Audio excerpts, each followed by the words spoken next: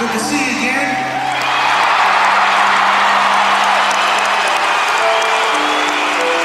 Missed you.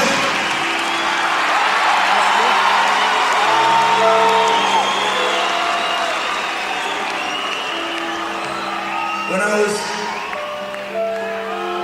I guess about 8 or 9, me and my sister, who was a year younger than me, we slept in the same room, in the same bed, in this little corner house. And the head of the bed was right by a window. And in the summertime, we'd sleep with the window open. And right across the street, kind of directly opposite the window, there was another house that a woman named Audrey and her 3 children and her husband Bill lived in. And Bill, he worked at a meatpacking plant down south, like a lot of the men in the neighborhood did. And Audrey, during the day, she'd stay home with the kids. And I can always remember my mother saying how crazy she was about her kids. And it wasn't like she didn't fuss over them a lot or anything, you know. But it was just something in the way that she was with them. Like in the summer, she'd sit out on the back porch with a little girl. And it was just something about the way that she would brush her hair. She'd take the brush and she'd run it down the back of her hair, and then she'd follow it with her other hand and kind of smooth the hair down the back of her little girl's neck. And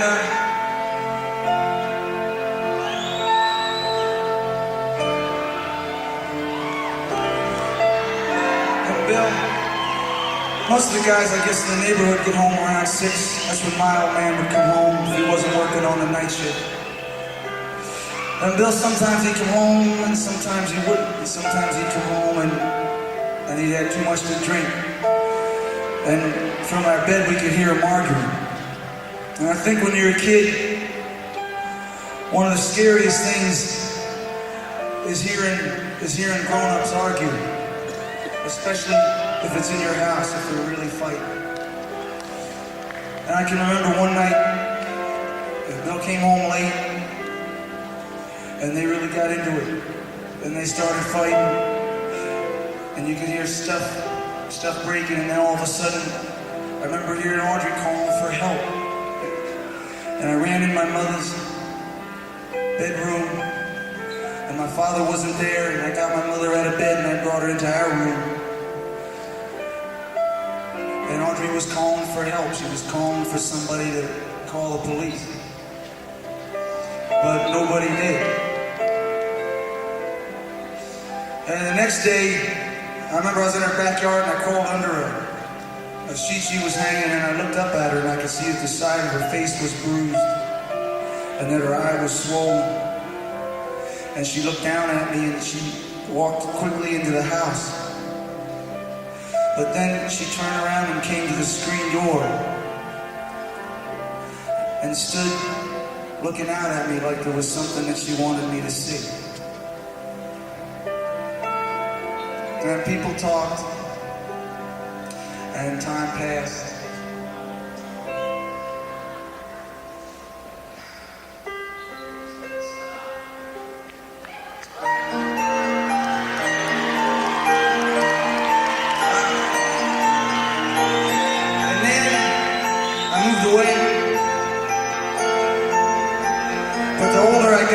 For some reason, the more I kept coming back to that street,